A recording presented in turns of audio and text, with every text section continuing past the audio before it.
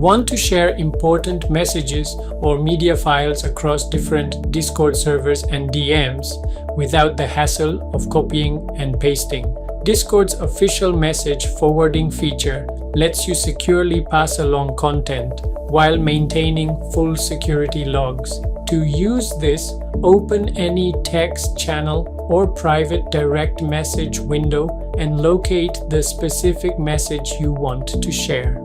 A pop-up menu layout window will instantly appear on your screen, showcasing a list of your recent direct messages, group chats, and frequently visited servers. You can browse through this listing or use the built-in search bar field at the top to find a specific friend or server channel destination. Simply select the checkbox next to the target destination names. Before sending, you can even add a custom text description or note in the optional message box field provided below. Once you are ready, click the send button at the bottom right corner.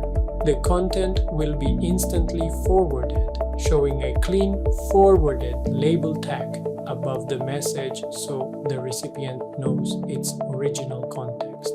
If this quick communication tutorial helped you speed up your sharing workflow, make sure to like this video and subscribe to the channel for more useful tech guides. See you in the next one.